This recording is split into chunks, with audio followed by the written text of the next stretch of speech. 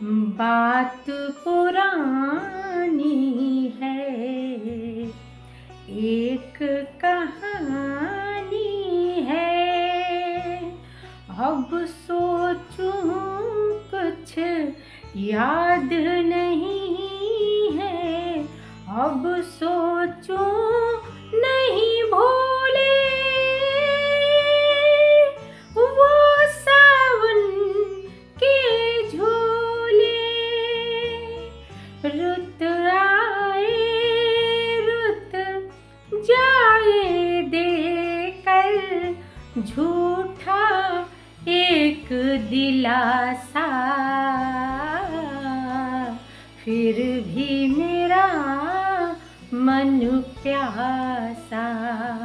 मेरे नैना सावन भादों, फिर भी मेरा मन प्यासा,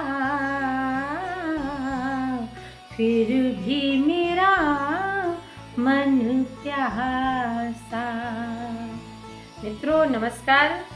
आज 4 अगस्त किशोर दा का जन्म दिवस है।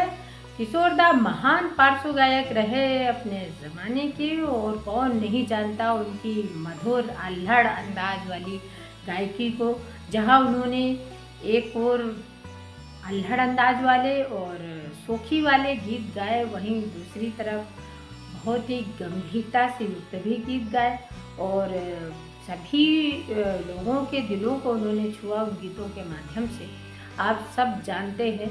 अब जहाँ उन्होंने ऐसे मेरे नैना सावन भादों और दिल ऐसा किसी ने मेरा तोड़ा, वहीं दूसरी ओर मुझे याद आता है कि बड़े कॉमेडी वाले भी गाने उन्होंने गाए, जैसे अरे चिल चिल चिल्ला के कजरी सुनाए, झुम झुम कौआ भी ढोलक बजाए। अरे वाह वाह वाह, अरे वाह वाह वाह, अरे वाह वाह वाह, अरे वाह वाह वाह। ये सुनाने का केवल एक ही मतलब था कि किशोर दा जैसे अपने जीवन में, निजी जीवन में भी वो हरफन मौला थे, ऐसे ही वो गायकी में या अभिनय में सभी में हरफन मौला रहे। गंभीर अदायगी भी उन्होंने की अपने किरदार में, और कॉमेडी तो आप सब जानते ही हैं। जैसे पड़ोसन में सुनील दत्त जी के साथ एक यादगार मूवी की उन्होंने, और प्यार किए जाए, इसमें सब में कॉमेडी, हाफ टिकट, बहुत सारी ऐसी, चलती का नाम गाड़ी मधुबाला के साथ जो उन्होंने की थी। बहुत सारी फिल्में ऐसी जिन्हें आप भूल नहीं सकते। उनकी कॉमेडी जितनी याद आती है उतने ही उनके गाने लुभाते हैं, उतना ही उनका अंदाज लुभाता है। इस प्रतिभावान गायक का एक और गीत याद आता है कि उन्होंने जो अमानुष फिल्म के लिए गाया था, दिल ऐसा किसी ने मेरा तोड़ा, बर्बादी की तरफ ऐसा मोड़ा, एक भले मानुष को अमानुष बना के छोड़ा। दिल ऐसा किसी ने मेरा तोड़ा, बर्बादी की तरफ ऐसा मोड़ा। सागर कितना मेरे पास है, मेरे जीवन में फिर भी प्यास है प्यास बड़ी जीवन थोड़ा, बर्बादी की तरफ ऐसा मोड़ा, दिल ऐसा किसी ने मेरा तोड़ा। किशोर दा उस वक्त फिल्मों में, बॉलीवुड में कदम रखा जबकि उनके बड़े भाई अशोक कुमार जी फिल्मों में स्थापित हो चुके थे, और बहुत ही महान गायक उस समय में मोहम्मद रफ़ी साहब, मन्ना डे, और इन सब का दौर था उसमें अपनी आवाज़ को स्थापित करना। और अशोक कुमार जी बताते हैं कि उन्होंने तो मजाक मजाक में वो गायक बन गए। उन्होंने कभी संगीत की शिक्षा नहीं ली, पहले स्टेज शो वगैरह करते थे, फिर उससे कहीं आभास कुमार गांगुली और किशोर कुमार बन गए। तो कैसे ये सफ़र उनका रहा, तो एक और इतने अच्छे गायक बन गए कि पहले जितना अभिनय में उनको सराहा नहीं जाता, उससे पहले वो गायकी में स्थापित हो चुके थे। बाद में उन्होंने कुछ फ़िल्मों का निर्देशन किया, उसका डायरेक्शन किया और वो भी फ़िल्में सफल रहीं। हालाँकि 1975 में जब आपातकाल लगा, तो जो उस समय सूचना एवं प्रसारण मंत्री थे, विद्याचरण शुक्ला, जब उन्होंने एक कार्यक्रम में उन्हें बुलाया आपातकाल को, किशोर दा ने आने से इनकार कर दिया, तो उनके गानों को रेडियो पर प्रसारण करने से रोक लगा दी थी। कई वर्षों तक उनके गानों को प्रसारण नहीं किया गया और फिर उनको आयकर विभाग से छापा भी डलवाया गया। कई उनकी फ़िल्में बनी थीं जो कि आयकर विभाग ने जब्त कर ली और वो आज तक अपनी दुर्दशा पर आंसू बहा रही है। तो ये हमारे देश का बड़ा दुर्भाग्य है। और एक कहें जैसे वो अपने जीवन में हरफन मौला रहे, उसी तरह वो अपनी निजी ज़िंदगी में भी हरफन मौला ऐसे दिखाई देते हैं कि पहले उन्होंने 1950 में जो विवाह के बंधन में बंधे रूमा गुहा से, उसके बाद वो कहीं चल बसी। उसके पश्चात उन्होंने मधुबाला से विवाह किया 1960 में, लेकिन वो भी कैंसर की मरीज थी और उनके दिल में 2 सुराख थे, तो वो भी ज़्यादा समय तक उनके साथ नहीं रही और 1969 में फिर उनका भी लंदन में इलाज करवाते वक्त वो भी शांत हो गई। फिर उसके बाद 1975 में उन्होंने योगिता बाली से विवाह किया, लेकिन इनका भी साथ बहुत दूर तक नहीं चला। योगिता बाली जी यही मिथुन चक्रवर्ती पर रिझ गई और उनको तलाक दे करके उन्होंने मिथुन से शादी कर ली। ये किशोर कुमार का दुर्भाग्य कहें। उसके बाद में फिर 1980 में फिर लीना चंदावरकर जी उनकी ज़िंदगी में आई, तो उन्होंने एक नामी अपने टॉप की एक्ट्रेस से विवाह किया उस समय। और उसके पश्चात तो आप सब जानते हैं कुछ समय बाद तो 1987 में वो खुद इस दुनिया से चल बसे। तो उनके 2 बच्चे जो कि अमित कुमार तो काफ़ी फेमस भी हुए पार्श्व गायन में, उनके कई गीत आए फिल्मों में।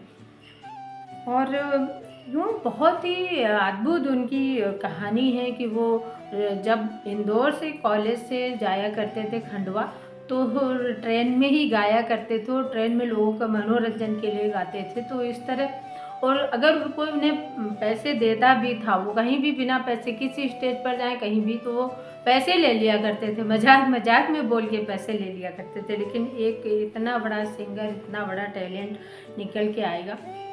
और उनकी वो कॉमेडी जो कि उन्होंने अपने निजी ज़िंदगी में सेट पर भी अभिनय करते समय सेट पर भी बहुत हँसाया करते थे लोगों को, और उसी तरह उनके कुछ गानों में भी दिखाई दी।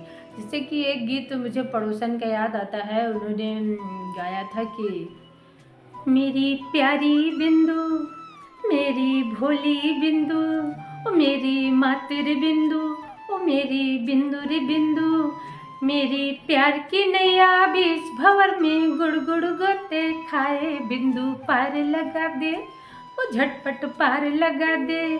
तो ऐसे जहाँ चंचल और अल्हड़ अंदाज के उन्होंने गीत गाए, वहीं एक गीत मुझे याद आता है, अनसुना सा लेकिन बहुत अच्छे तरीके से, बेहतरीन तरीके से उन्होंने निभाया।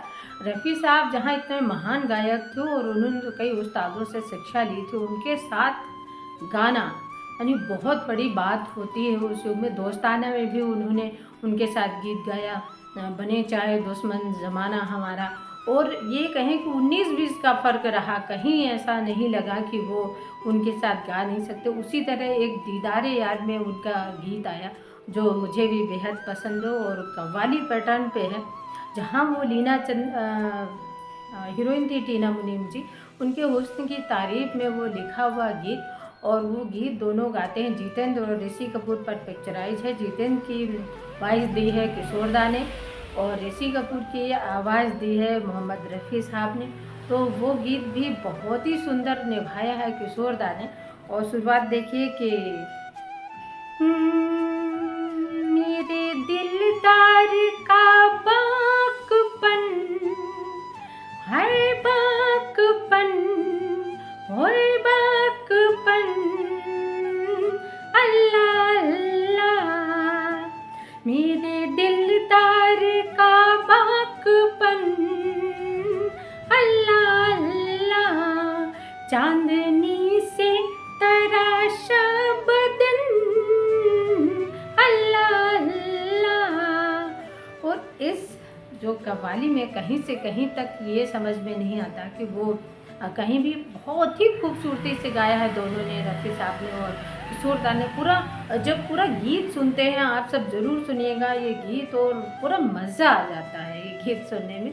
तो ऐसे थे किशोर दा हरफन मौला, और आज उनकी जन्म जयंती पर एक ये भावांजलि मेरी तरफ से। और जहाँ उन्होंने ऐसे गीत गाए अल्हड़ अंदाज वाले और बहुत ही कि सोखी वाले, दिन जवानी के चार यार प्यार किए जा, वही बहुत ही सुमधुर ढंग से और बड़े दिल को गहराई तक उतरने वाले गीत भी उन्होंने गाए, जैसे कि मिस्टर एक्स इन बॉम्बे का गीत,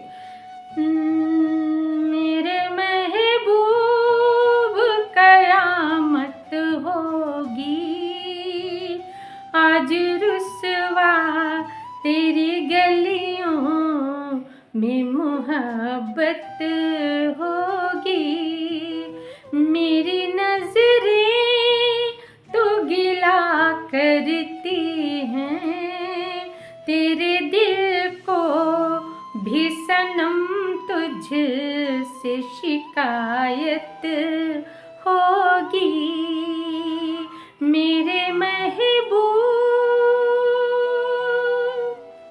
तो मित्रों, आज के लिए बस इतना ही। किशोर दा जैसे दिलों में राज करते रहे हैं, उनके जाने के बाद भी वो आज भी सभी लोगों के दिल पर यूं ही राज करते रहेंगे, और आप और हम सबका मनोरंजन करते रहेंगे। ये अमर गायक हैं, ये सब जितने भी अमर गायक हुए हैं उन्होंने बहुत मेहनत की है, और उस समय तो फिल्मों में बहुत मेहनत की जाती थी, और जो अभिनेता होता था उसके अकॉर्डिंग अपनी आवाज़ को कर लेना। जैसे राजेश खन्ना की भी एक बहुत बड़ी पहचान कहीं किशोर कुमार बन गए थे, और तो ऐसे थे किशोर दा, और अभिनय के क्षेत्र में भी तो उनका कोई जवाब नहीं था। तो ऐसे लाजवाब अभिनेता और कामयाब निर्देशक और सुरीले गायक को कोटि कोटि प्रणाम। मिलते हैं अगली बार पुनः स्वरांजलि में किसी यादगार शाम के साथ, और फिर बहुत अच्छे से गीत गज़लों के साथ। फिर तब तक के लिए आप सब सुधीजनों को, श्रोताओं को, दर्शकों को प्यार भरा नमस्कार।